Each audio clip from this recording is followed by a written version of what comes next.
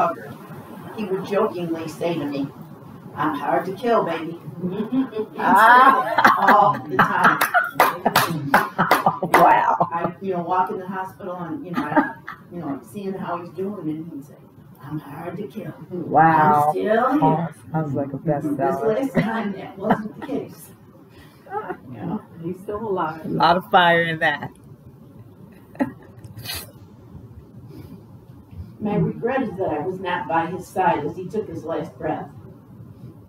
All that back and forth visits every single day to the hospital, and even staying by his bedside at night, sleeping in that uncomfortable chair for several weeks, running home and cooking his favorite foods because I knew he would need that hospital food. But it still resulted in me losing him. So I have to trust that that was God's plan.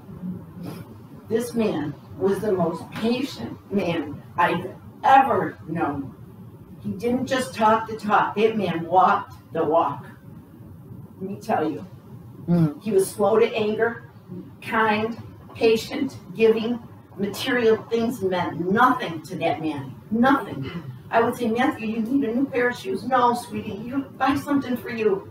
Wow. "Matthew, your socks have holes in them." "I don't need anything." He didn't want anything. Wow. And whenever he received a gift from anybody, no matter how small it was, he was so thankful. Like a calendar from the 99-cent store. He would just hold it and cherish it. Wow. My son Jonathan gave him a CD. You think what he gave him, like it was wrapped in gold. He was so appreciative for just the small things. Oh, He never wanted anything for himself. As long as he saw me happy, that's all that man cared about. That's wonderful. Thank you, He Jesus. truly lived his life unto the Lord. He worshiped and adored me with the utmost respect that any man could ever have. He never raised his voice at me. He never said to me, "You could have done it this way," or "Lois, why didn't you say it like that?" or "Why did you do that?" Never. Wow. Nothing I ever did was wrong. That's crazy. That's love. Deep love. I mean, that's crazy. Oh my God. I do things wrong every single day. Not in There's Matthew's no eyes. wrong in you. Oh my gosh. I remember I went into Walmart and I had my card and I was at the entrance and the security guard was there, and I must have been standing in the way, and this young Hispanic guy, this was in Arizona, was trying to leave. He had his girlfriend, baby or whatever.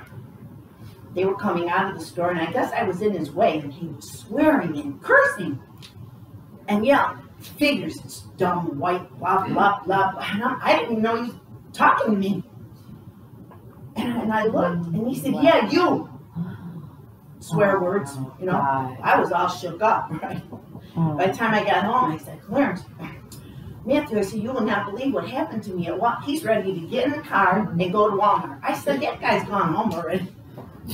Nobody can disrespect my wife like that." He went, he was hysterical. I should have never even went up and told him about it. But yeah, the respect that he had for me was unbelievable. Never raised his voice to me and fiercely defended me in every situation. There will never, ever be another man. He loved to tell young parents to not have their kids play football. He played football in college and high school. And due to some injuries, he had concussion syndrome that was determined shortly after we met, actually. And the past few years have been very challenging. He loses car keys. He loses his phone. I had to put a tracker on it. He lost his credit card. So the past several years have really not been easy, and I've kind of neglected myself to care for him. But it was out of love, so it wasn't really hard for me. It was challenging. But he really loved to tell when we would go and do a show as vendors with my jewelry or my artwork or whatever, and people would come up to our booth, and as somebody said earlier, Matthew loved people and loved to talk. So he would come up and they'd be looking at my jewelry, and he would start talking about if they had a hat on that said veteran, he was, "Thank you for your service." and they would go off. Or if the lady had this color hair, he would call her a silver fox and talk to her about her hair. Whatever it was, that he would talk to them, and they would forget about the jewelry. And I'm there trying to make money. And so then I would have to segue it back in to the jewelry because he would just talk. You know, and I say, so excuse me, which piece was it that you were looking at? You know, and after they leave, you know, I'd be nudging them under the table. So, Matthew, you can't be talking to people about all this stuff. We're here to make money. Okay, baby. All right. Sweetie. Oh. That was Matthew. Matthew, yeah. He had some stories. But every time we went and did a show, we always turned it into a fun. It was never just business. We would go. I would research the place before we went, and we would find like the best restaurants, and we would do sightseeing, and we would actually make a fun time out of it. It wasn't just business. And the other thing is that I never really hardly went anywhere by myself. I mean, wherever you saw Matthew. And my son's gonna put some video up there or whatever with pictures, and we always dressed alike. Like he would come in and he would ask me, "What are you wearing today?" Oh, Jesus.